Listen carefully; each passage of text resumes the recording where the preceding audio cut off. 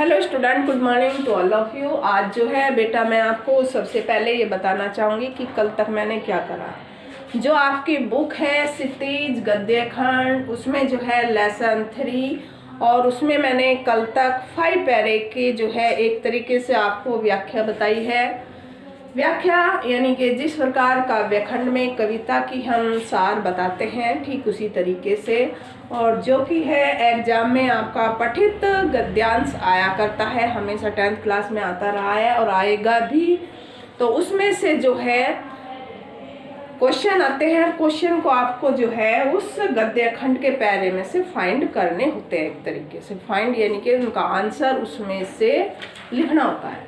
तो वो as it is line ना लिख के थोड़ा उसको डिटेल से, तो इस वजह से व्याख्या। ठीक है, तो आज यानी कि पैरा मैं आपको 6 बताऊंगी। कौन से लेसन में? लेसन 3 लखनवी अंदाज। सभी बच्चों ने बुक निकाल ली होगी, जिसने नहीं निकाली वो निकाल ले। और उसमें जो है लेसन पैरा 6 देखेंगे कौन सा है। पैरा जो 6 है इसमें आपका 6 तो हो गया था, नमक में छिड़क दिए, है ना। 7 देखिए, 7 पैरा देखिए। नवाब साहब ने जो है सतृषण आँखों से यानी कि गर्व की आँखों से, जो उसकी गर्व से लाल हो रही थी आँखें, सतृषण जैसे तृष्णा भरी हुई है कि इसमें जो है कितना उसको खीरे की प्यास तो थी, खीरे की एक तरीके से चाह तो थी।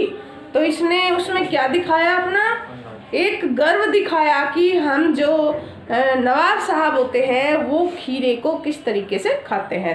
तृष्ण आँखों से नमक मिर्च के संयोग से जो है चमकती खीरे की फांकों की ओर देखा। किसने? नवाब साहब जी ने जो है गर्व भरी आँखों से जो खीरे की उसने फांके काट कर रखी थी और जिन पर जो है नमक और लाल मिर्च सुर्ख जो है उस पर क्या छिड़की हुई थी। तो वे खीरे की फांके, जब आपने देखा होगा घरों में भी, जब खीरे की फांके हम प्लेट में काटते हैं उस पर नमक छिड़कते हैं तो थोड़ी देर बाद जो है वे फांके कैसी हो जाती है? पनियाती, पानी छोड़ने लगती है। देखा होगा ना घरों में। तो इस तरीके से जो है वे खीरों की पनियाती फांके यानी कि उनमें से जो है रस निकल रहा था, एक तरीके से चमक रही थी। उनका पानी जो है, जो रस था खीरे की फांकों के अंदर, वो उसमें चमक बनी हुई थी खीरे की फांकों की। और देखा उसने, किसने? नवाब साहब ने। और खिड़की के बाहर देखकर जो है दीर्घ यानी कि गहरे निश्वास लिया, गहरा उसने सांस लिया, ऐसे सांस लिया बाहर देखकर कि मेरे को अब क्या करना चाहिए। बाहर देखा, क्योंकि बाहर देखकर वो कुछ सोचता था और उसके बाद जो है वो कुछ करता था। यानी कि खिड़की के बाहर देखकर उसने एक गहरी सांस ली। सांस क्यों ली थी? कि उसने अपने मन में सोच लिया था कि मैं ये खीरे की फांकों को सूंघ कर और उसका रसास्वादन लेकर ही खिड़की से बाहर फेंक दूंगा। जैसे होता ना कोई अफसोस करना, एक तरीके गहरी सांस लेना। हाय राम, ये तो करना ही पड़ेगा। इस तरीके से कुछ तो हम ऐसे बोल देते हैं, वो वहाँ बोल नहीं पाया था तो उसने जो है एक गहरी आहार यानी कि सांस भरी, मजबूरी में डाल रहा था ना खीरे, क्योंकि वो अपनी गर्व दिखाना चाहता था, अपनी नवाबगिरी को दिखाना चाहता था। तो उसने जो है निश्वास लिया यानी कि गहरी सांस ली और खीरे की एक फांक उठाकर होठों तक ले गया। खीरे की एक फांक को उठाकर होठों तक ले गया और फांक की ओर सूंघा। स्वाद का आनंद से जो है पलकें मूंद गई। जैसे ही उसने खीरे की फांक को उठाया और ऐसे आंखें बंद करके उसकी जो है खुशबू ली। खुशबू से जो है नवाब साहब के जबड़ों में पानी आ गया था, यानी कि उसमें उसके मुंह में जो है पानी भर गया था। पानी आना, मुंह में पानी आना। किसी अच्छी चीज़ या चटपटी चीज़ को जब सामने पाओगे तो किसी के भी मुंह में पानी आ जाता है। ठीक उसी प्रकार जो है नवाब साहब ने तो खीरे की फांकों को, खीरों को धो पोंछ कर जो है काटा था और उस पर नमक मिर्च भी बुरका था। तो जैसे ही वो अपनी नाक के मुंह के पास खीरे की फांक लाया, सूंघ कर उसका आनंद लिया और जो रसा स्वादन था उसकी उसने घूंट भरता गया। 1 बाय 1 एक के बाद एक फांक उठाई और वो खिड़की से बाहर फेंकता गया।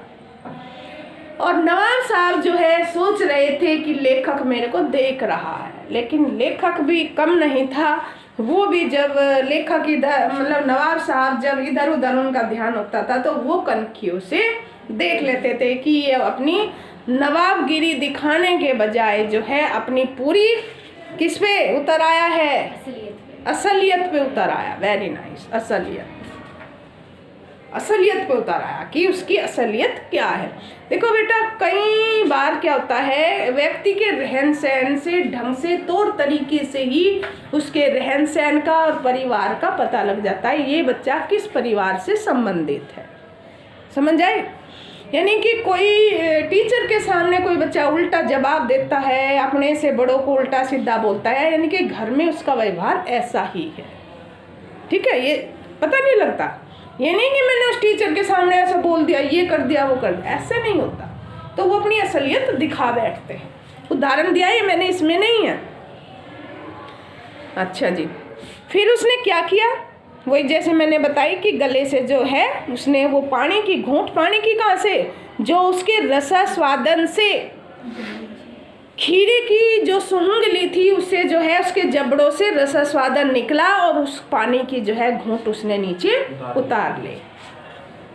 अब ये नहीं कहियो कि उसने तो खीरे खाए नहीं थे, उसने तो पानी की घूंट भरी नहीं थी और रस कहाँ से उसकी घूंट उतर गई। मुंह में पानी आना, किसी भी चीज़ को पानी जब देखते किसी को खाते हुए तो पानी अक्सर आ जाता है। हर किसी के, मेरे भी आ सकता है, किसी के भी आ सकता है। ये नहीं कि नहीं मेरा नहीं आता, सबका आता है, सबको ही आता है। तो जब वो पानी हम नीचे उतारते हैं उसको कहते हैं रसा स्वादन, यानी कि हमने उसका दूर से ही स्वाद ले लिया। सभी लेते हैं। तो इसमें जो है खीरे की फांकों को नाक के पास ले जाकर वासना से रसा स्वादन कर खिड़की से बाहर जो है वो फेंकते गए। नेक्स्ट पे इसमें क्वेश्चन कौन कौन से आ सकते हैं। फर्स्ट क्वेश्चन आप सभी को पता है, यानी कि नेक्स्ट क्वेश्चन इसमें क्या है, नवाब साहब ने खीरे की फांकों को देखने के बाद खिड़की के बाहर देखकर लंबी सांस क्यों ली होगी। सभी को पता है, बताना चाहोगे? कौन बताएगा? एक बार फिर क्वेश्चन बोल रही हूँ, ध्यान से सुना करो, 2 बार दोहराई हो रही।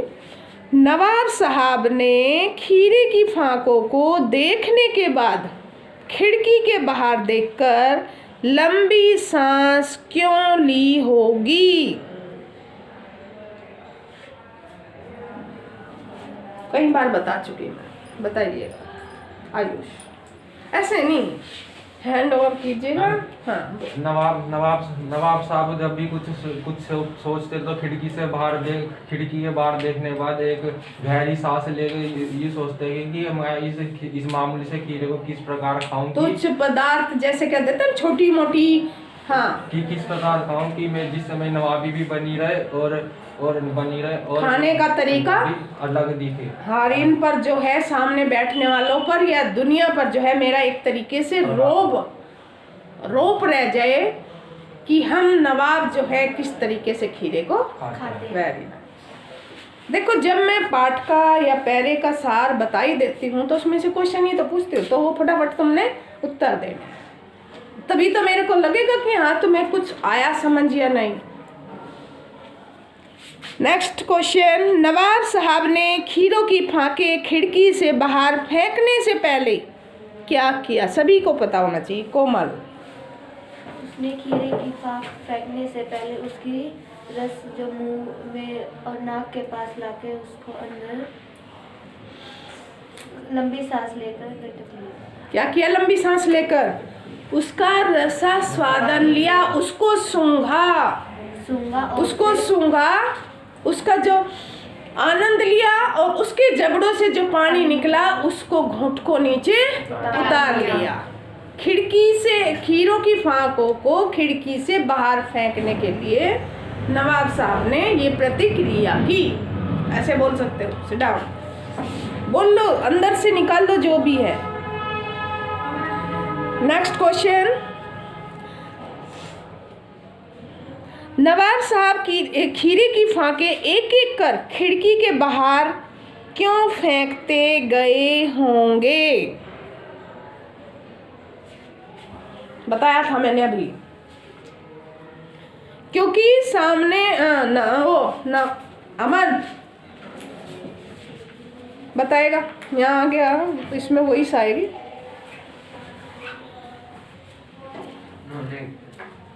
हाँ बोलिए, मैं बोल रही हूँ क्वेश्चन। नवाब साहब खीरे की फाके एक एक करके खिड़की से बाहर क्यों फेंकते गए? उन्होंने खाई क्यों नहीं थी? क्योंकि जब उन्होंने लेखक के सामने खीरे के फाकों को कहा कि साहब अर्ज फरमाए तो उन्होंने मना कर दिया, तो उन्होंने सोचा कि यह तो एक मामूली सी चीज़ है, इससे उनकी इसे खाने से उनके नवाबी का कोई मतलब नहीं रह जाएगा, इसलिए उन्होंने खीरे की फाकों को खाया नहीं बल्कि सूंघा और बाहर फेंक दिया, क्योंकि वे अपनी नवाबगिरी को दिखाना चाहते थे। इसलिए मेन पॉइंट तो थोड़ा सा ये है, ये सारा क्लियर है, लेकिन वे अपनी नवाबगिरी जो है लेखक के सामने दर्शाना चाहते थे, इसलिए जो है वो एक तुच्छ चीज़ यानी कि छोटी सी चीज़ को जो है हम इस तरीके से उसको सूंघ कर ही उसका रस आस्वादन ले लेते और ऐसे खिड़की से बाहर अपनी रईसी का जो है वो दिखाना चाहते थे नवाब साहब। किसको? लेखक को दिखाना चाहते थे और अपनी नवाबगिरी का जो है एक उस पर थोपना चाहते थे कि हम इस तरीके से खाते हैं। वेरी नाइस, ठीक है। मानसी, मुंह में भर आए पानी का नवाब साहब ने क्या किया? बैठ, नहीं मानसी नहीं, सोना। नवाब साहब ने मुंह में पानी आने के बाद उन्होंने खीरे सूंघने से उनके जबड़ों में पानी आ गया और वह पानी का स्वाद गले में उतार लिया। पानी को गले से नीचे उतार दिया। गले से नीचे उतार कर, और थोड़ा सा हम डिटेल में देना चाहेंगे, उसने फिर क्या ली? लंबी अड़कार ली कि मानो उसका पेट भर गया। उसके खीरों के रसास्वादन के कारण ही मान लिया उसका पेट भर गया और एक लंबी अड़कार ली। गले से नीचे पानी कहाँ से आया था? जबड़ों से। क्यों आया था? खीरों को सूंघने से, क्योंकि खीरा जो है लजीज होता है और वो पनियाती होता है। जब उस पर खीरे पर नमक मिर्च बुरका जाता है तो वो पानी छोड़ देता है, लजीज और पनियाती। एक क्वेश्चन आएगा या आता है, कई बार आता है बोर्ड में कि खीरे को कैसा पदार्थ बताया गया है। उसमें ऑप्शन देते हैं लजीज, पनियाती, रसीला और जो है एक और आ जाएगा कोई भी। तो इसमें जो है लजीज भी राइट है एक तरीके से और पनियाती, और रसीला भी ठीक है, लेकिन जो मेन जो चीज़ जो क्लियरिटी है वो क्या है? पनियाती। तो ऐसे सस्पेंस के क्वेश्चन आते हैं। ऐसा नहीं कि वो क्लियरिटी बस बाकी वैसे ही ऑप्शन दे देंगे, बाकी का जो है उसमें पनियाती ही लिख के देंगे, ऐसा नहीं होता। अब रसीला दे दिया, हमारा जो है वो रसीला तो होता ही है। रसीला यानी कि उसमें से रस निकलता एक तरीके से, हाँ? तो इसमें किसका वर्णन आया है? पनियाती का। रसीला भी आया है, रसीला आएगा। और लजीज बहुत स्वादिष्ट कहते हैं ना, लजीज खाना, बड़ा ही लजीज भोजन, हाँ? तो इस तरीके से स्वादिष्ट, अच्छा लगता है, सही टाइम पास करते हैं ऐसे खीरा खाते हैं। तो ये आगे क्वेश्चन समझ। आप देखिए नेक्स्ट पैरा यानी कि 7-8 पैरा। नवाब साहब की ओर से भरे पेट के ऊंचे डकार का शब्द सुनाई दिया और नवाब साहब ने हमारी ओर देखकर कह दिया, खीरा लजीज होता है लेकिन होता है शकील। नवाब साहब जो है इसमें नामुराद मैदे पर बोझ डाल देता है। शकील होता है टाइट, जैसे कह देते ना। नामुराद मैदे पर, मैदे मीन्स आमाशय, जैसे मैंने कल वर्णन किया था, वर्णन बताया था उसके बारे में कि पाचन जो क्रिया होती है उसको आमाशय कहते हैं। जैसे उसका मैंने डिटेल भी बताई थी कि जैसे हम खाना खाते हैं और वो हमारा जल्दी गल जाता है, और जो ऐसे पदार्थ खाते हैं जो नहीं गलते तो उस पर जो है फर्क पड़ता है हमारी पाचन क्रिया पे। इसका मैंने कल वर्णन दिया था ना अच्छी तरह। तो क्या है इसमें, नामुराद मैदे पर बोझ डाल देता है। ज्ञान चक्षु खुल गए, ज्ञान चक्षु हमारी आंखें खुल गई, चक्षु आंखें, ज्ञान ज्ञान होता ही है जानकारी, ज्ञान चक्षु खुल गए और पहचाना ये है कि नई कहानी के लेखक और कोई नहीं, यही बैठे हमारे सामने। तो इसका मैं डिटेल बताना चाहूँगी कि लेखक जो एक नई कहानी के लिए गया था, कहाँ गया था, रेल की यात्रा करने के लिए, ट्रेन की जो है यात्रा कर रहा था लेखक, और जो है वो किस खोज में गया था कि कोई एक नई कहानी को जो है मैं लिखूंगा और यात्रा के दौरान। जैसे कहानी का मैंने तुम्हें बताया था, एक चित्रकार जो है वो हमेशा चित्र की तरफ ध्यान देता है कि कहाँ कौन सा चित्र जो है बना हुआ है, और वो जो है अपने कैनवास पे उसको उतार दे। या कई बार क्या होता है, जब प्रकृति के ऐसे दृश्य को देखता है, बड़ा अच्छा मनमोहक दृश्य होता है, तो उसको भी जो है अपने मन पटल पर अंकित कर लेता है, या अपने मेमोरी के अंदर जो है सब फिट कर लेता है, स्मृति बना लेता है, और उसको जो है आकर फिर कैनवास पे या ड्राइंग पेपर पर उतार देता है। ठीक उसी प्रकार जो है एक लेखक या कवि होने के नाते जब वो भ्रमण करते हैं, आपने देखा होगा कि जब मैं आपको रचनाएं लिखवाती हूँ कि यात्रा वृत्तांत, कुछ लेखक या कवि जो है अपनी यात्रा का वृत्तांत का जो है वर्णन करते हैं। यात्रा वृत्तांत मीन्स कि जो उन्होंने वो सफ़र किया होगा या यात्रा की होगी उसका वर्णन अपने शब्दों में एक कहानी के तौर पर लिखते हैं वे, तो उसको बोलते हैं यात्रा वृत्तांत। आता है ना इसमें कि प्रेमचंद ने अपनी यात्रा वृत्तांत में क्या लिखा है, तो ऐसे। तो इसने भी, किसने, कौन थे लेखक, यशपाल जी, जो कि एक मोस्ट इम्पोर्टेंट लेखक है। यशपाल जी जो है एक नई कहानी की खोज में गए थे, और उन्होंने जो है एक नई कहानी की खोज करने के लिए उन्होंने रेल की यात्रा की थी। लेकिन वो रेल की यात्रा में जो है उन्होंने एक अपने सामने की बर्थ पर नवाब साहब को देखा, और नवाब साहब को देखते जैसे उन्होंने खीरे के साथ प्रतिक्रिया की है, और वो प्रतिक्रिया जो है उसके जो है एक एक ढंग को उन्होंने धोया, कहाँ से चक्कू निकाला, कहाँ से उन्होंने लोटा, पानी का भरा रखा था, ये क्वेश्चन भी आ जाए, कहाँ रखा था पानी का भरा लोटा, उसके सीट के नीचे, तो उसको धोया, तौलिए पर रखा, एक एक फांकों को काटा, उस पर जो है लाल मिर्च और काला नमक बुरका और बुरक कर जो है एक एक खीरे की फांकों का रसास्वादन लिया। और तो लेखक ने क्या सोचा, इससे अच्छी कहानी मुझे और कहाँ मिलेगी। तो उन्होंने जो है मन ही मन अपनी मन पटल पर, मन पर जो है अंकित कर लिया, स्मृति बनाकर रख ली, और लेखक यशपाल जी ने इस कहानी को एक नई दिशा दे दी, जो कि आपके सामने है लखनवी अंदाज। क्लियर? तो ये था इस पैरे का, यानी कि एक तरीके से सार कि नवाब साहब की और भर पे ये वाला जो, तो ये डिटेल थी कि मेरे को जो है इससे अच्छी कहानी कहाँ मिलेगी। इसमें क्वेश्चन बनते हैं तुम्हारे कि इन पंक्तियों में लेखक ने क्या स्पष्ट किया।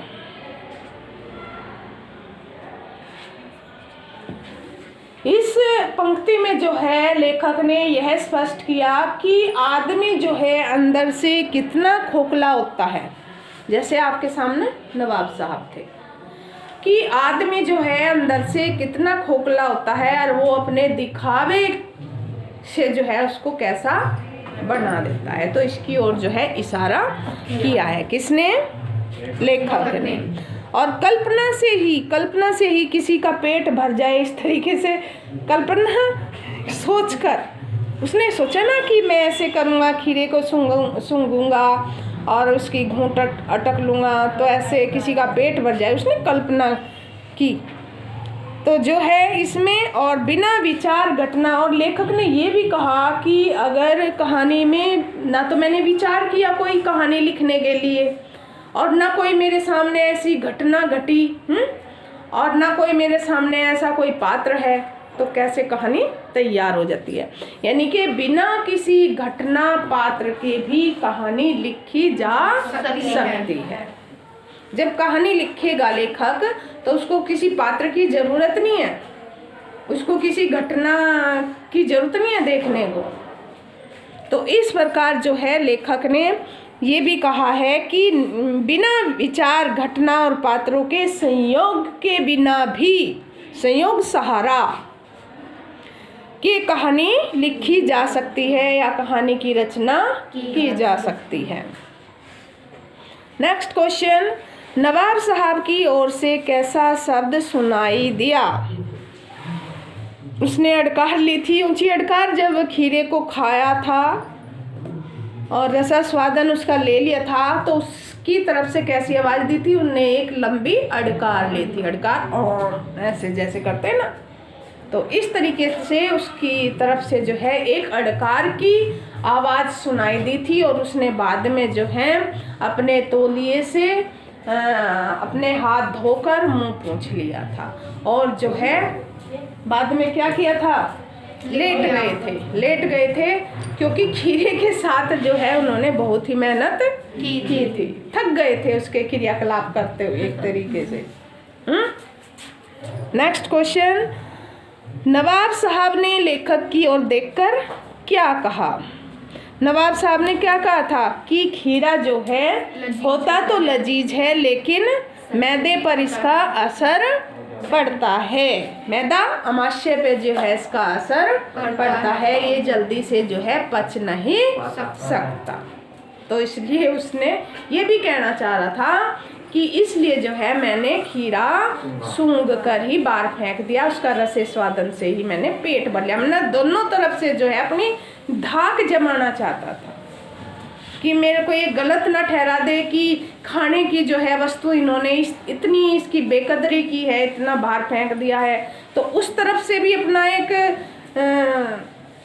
इम्प्रेशन, हाँ, धौंस एक तरीके से जमाना चाह रहा था, धाक जमाना चाह रहा था, और एक तरीके से कि हम नवाब साहब इस तरीके से खीरा खा सकते हैं, वो भी एक तरीके से उसकी धाक जमाना चाह रहा था। बहुत ही डिटेल में बता रही हूँ मैं तुम्हें, एक एक चीज़। नेक्स्ट लास्ट, लेखक ने नवाब साहब की तुलना किससे की है? लेखक साहब ने जो है किसकी तुलना किससे की है? क्वेश्चन है, लेखक ने जो है नवाब साहब की तुलना किससे की है? तो आपका जवाब क्या होगा कि लेखक ने जो है नवाब साहब की तुलना एक नई कहानी लिखने से की है। तुलना कि एक जो है मुझे नई कहानी मिल गई है और एक नई कहानी का जो है मेरे को रूप मिल गया, इसकी तुलना नवाब साहब से की, नई कहानी। या फिर ये भी कह सकते हो कि लेखक जो है नई कहानी की खोज के लिए जो है जा रहा था, तो सामने बर्थ पर उनके नवाब साहब, ये भी दो, नई कहानी की तुलना नवाब साहब से। क्लियर? तो और कोई ऐसा पैरा हो जो तुम्हें ना समझ आया हो, अपनी बुक में देखिए। ये लेसन एक तरीके से डन, यानी कि खत्म। अब मैं आगे कराऊंगी तुम्हें इसमें क्वेश्चन आंसर, तो इसमें आप देख सकते हो, कोई चीज़ ना समझ आई तो पूछ सकते हो।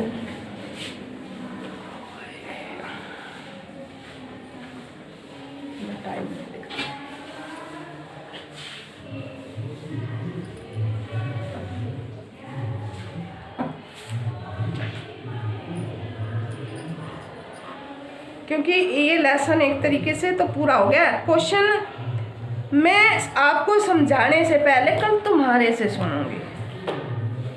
अभ्यास के जो क्वेश्चन है ना, समझाने से पहले तुम्हारे से पूछूंगी, क्योंकि इसमें मैंने पाठ का तुम्हें सार भी बताया है और पैरे भी एक एक बता दिया है जो मोस्ट है, तो सारा एक तरीके से निचोड़ हो गया है इसका।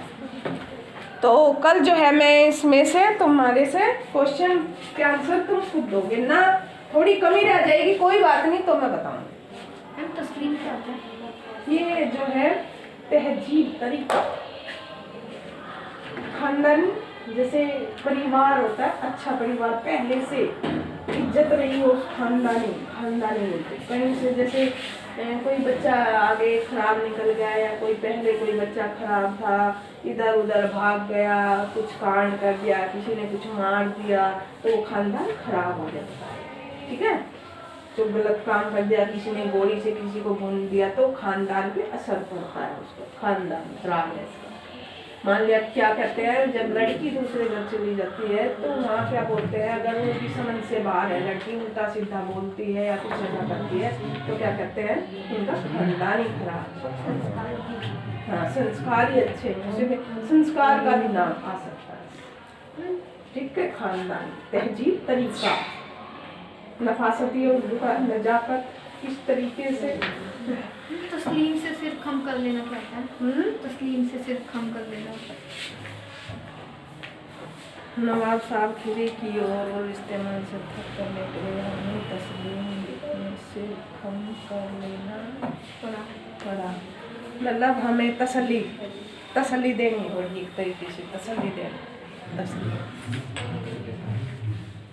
ठीक है, चल नहीं होती बंद। तो 10th क्लास आज के लिए ये लखनवी अंदाज लेसन 3 कंप्लीट। कल होंगे question answer. Have a nice day.